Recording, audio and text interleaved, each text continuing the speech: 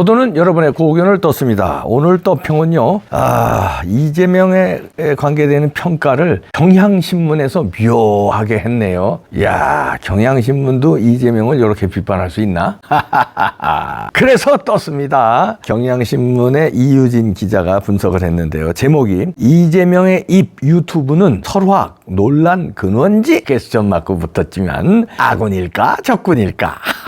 이런 제목을 경향신문에서도 담궈보니 이재명의 입이 도움이 안 된다 이런 얘기죠. 부제목 보니까 총선서 유튜브 정치 적극 활용 원격 유세 지원 수단으로 한몫 일각에선 실현 부각 독약 지적도 이런 얘기입니다. 일단 그대로 읽어드립니다. 4.10 총선을 이틀 앞둔 8일 이재명이 유튜브 생방송에서 한 발언이 또 한 번 구설수에 올랐다. 여기서는 이재명 대표라고 그랬는데 앞으로 이제 직책은 생략하겠습니다.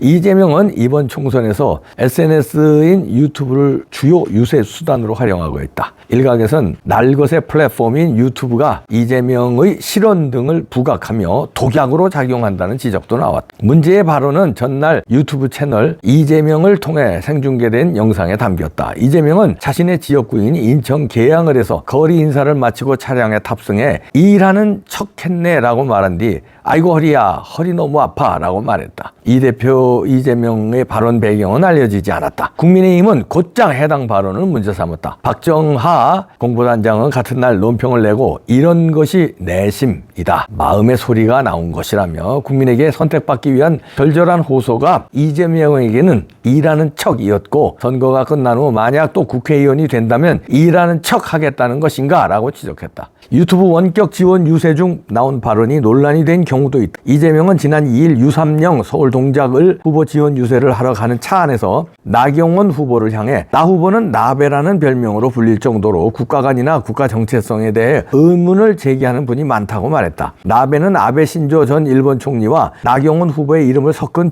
멸칭이다. 이 발언은 유튜브를 통해 그대로 생중계됐다. 이재명은 유튜브 정치를 적극적으로 활용하고 있다. 재판에 출석한 뒤 차량에 탑승한 직후나 유세 도중 차에 올라 옷을 갈아입는 순간에도 유튜브 생방송을 할 정도다. 그는 지난달 31일 전운수 울산 남구갑 후보를 지원하는 유튜브 생방송을 하던 도중 언론 상황이 아주 안 좋아서 우리끼리의 네트워크를 강화해야 한다. 결국은 SNS밖에 없다. 제일 힘 있는 건 유튜브라고 말하기도 했다. 이재명은 대한 언론으로 유튜브를 높게 평가하고 있다. 하지만 유튜브가 이재명을 향한 공세의 빌미를 제공하는 소스가 되는 사례가 늘고 있다. 대표적인 예가 소고기 회식 논란이다. 이재명은 지난 1일 인천 계양구 저녁 유세를 마친 뒤 식사하는 모습이 담긴 사진을 SNS에 계양 밥마시루 삼겹살 눈이 사르르 감기는 맛이란 문구와 함께 올렸다. 논란은 이재명이 SNS 글을 게시하고 나흘이 지난 5일 불거졌다. 이재명 공식 유튜브 채널에 식당 상호와 이재명의 육성이 담긴 영상이 올라왔기 때문이다. 유세 뒷이야기를 담은 2분 40초가량의 영상엔 이재명과 일행이 계양구 소재 한우 전문점에 들어가는 모습이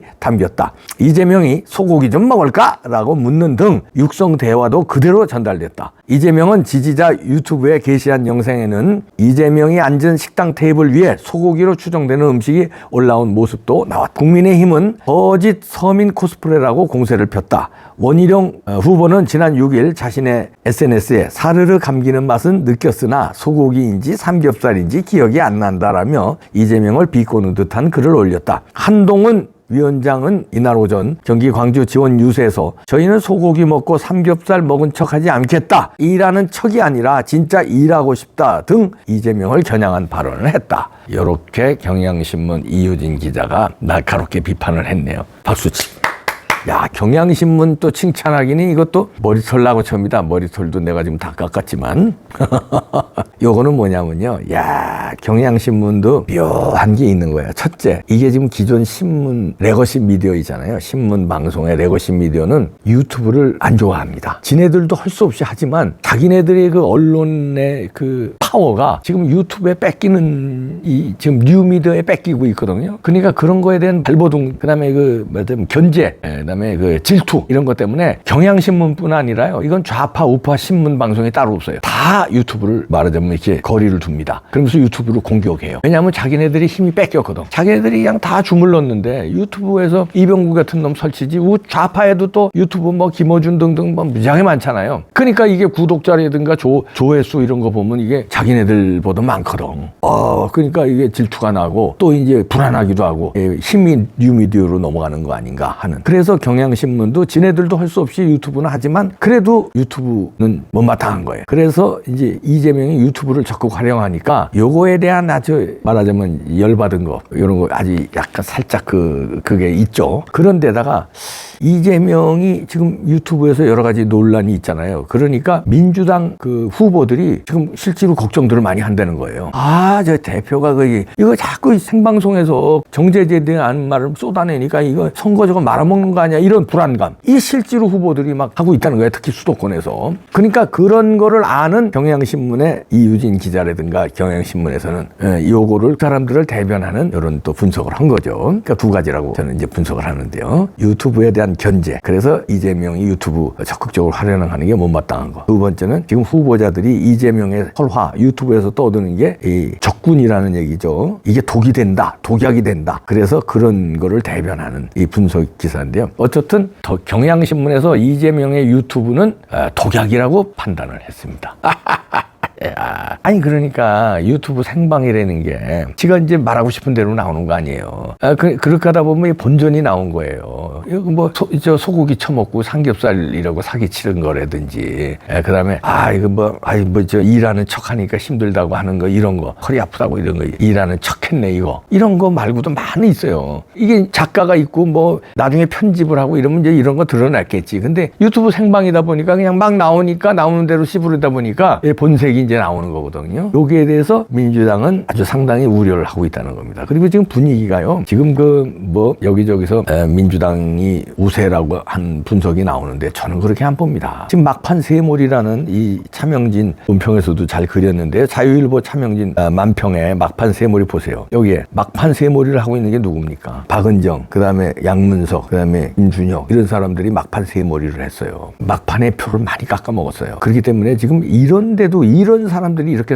이거 말고도 또 많잖아요. 이렇게 사고를 치는데 그러면 자기네 당 당수가 범죄자들이야. 다 조국도 범죄자, 이재명도 범죄자. 이런데 과반을 넘기고 뭐 170석, 200석 운운하는 게 말이 됩니까? 우리 국민이 그렇게 개돼지예요? 아니에요. 이건 다 날조된 이제 여론이라고 보고 여론조사도요. 저 자유일보에서도 분석을 했더만요. 여론조사에 응하는 게 샤이 보수들이 6.6%라는 걸 분석을 했더라고요. 그러면 6.6%가 정확한 숫자인지 그거는 뭐 자체하고더라도 샤이 보수가 있다는 거예요. 다시 말해서 여론조사에 응하지 않는 보수. 그러나 투표장에 가는 그거는 어떻게 분석했냐면 지난번에 투표한 거하고 그 전에 여론조사하고 맞춰보니까 그렇더라는 거예요. 근데 제가 볼 때는 이번에는 그 샤이 보수 다시 말해서 여론조사에는 받지도 않지만 투표하러 나가는 사람은 더 많을 것이다 봅니다. 그렇다면 이런 거 저런 거 따져보면 막판 세몰이를 하는 이 김준혁, 양문석, 박은정 등등 또 조국도 막판 세몰이 하고 있죠. 이재명도 막판 세몰이 아까 경향신문에서 지적한 대로 이렇게 하고 있는데 이긴다? 말이 안 돼요. 자, 이제 저는 시종일관 부정선거가 없다면 150석 간신히 넘어서 보수우파가 승리할 것이다. 그런데 결정적인 몇 석을 자유통일당에서 주어서 자유통일당과 국민의당이 합쳐야만 간신히 150석 넘게 국민들이 그렇게 절묘하게 선택해 줄 것이다. 그래서 국민의힘에도 약간 경종을 울리고 자유통일당과 협조하게 다시 말해서 아스팔트 애국시민들과 협조하게끔 무시하지 않게끔 그렇게 해서 둘이 합쳐서 과반 간신히 넘는 그렇게 되지 않을까 예측하는데요. 문제는 부정선거입니다. 부정선거를 타면은 이게 반대가 되죠. 반대 이상으로 많이 민주당이 먹을 수 있어요. 조국당하고. 그래서 선거운동의 가장 중요한 건 부정선거 막는 거라고 제가 입이 아프도록 얘기했는데 결정적으로 막았을지는 제가 의심스럽습니다. 여러 가지 지금 나오고 있죠. 일단 사전투표지 한 개 부풀려졌다는 의혹이 여기저기서 참관인들한테 이의제기 종이까지 썼잖아요. 이의제기서까지 선관위에다 내는 이의제기서 그런 것도 나왔고 영상도 이상한 게 새벽 3시에 선관위는 물론 그거 정상적인 처리 과정이다 했는데 우리가 보기엔 이상한 게 있잖아요. 왜 새벽 3시에 저런 일을 할까? 왜 왜 봉인지 뜯고 막 쑤셔 넣을까? 그리고 또 넣은 걸 막 통을 막 이렇게 흔들어서 막 섞을까? 그게 정상적인 처리 과정이라 인가? 의심스럽다는 거예요. 그런 거 저런 거 해서 의심스러운 게 있으니까 조사를 좀 해야 될 것 같습니다. 일단은 선거해야 됩니다, 여러분들. 일단은 투표하고 투표 결과를 보고 이상한 점이 나오면은 또 싸울 때 싸워야 되겠죠. 근데 일단은 투표해야 돼요. 표를 포기하면 지는 거예요. 투표하고 결과에 이상한 게 나오는지, 어떤 또 뭐 통계학적으로 이상한 게 나오는지, 아니면 오프라인상에서 뭐 어떤 증거가 나오는지, 그건 또 우리가 면밀히 나중에 또 따져보도록 하겠습니다. 경향신문에서조차 이재명을 깍군요. 아군이냐 적군이냐 이런 얘기인데 지켜보시죠.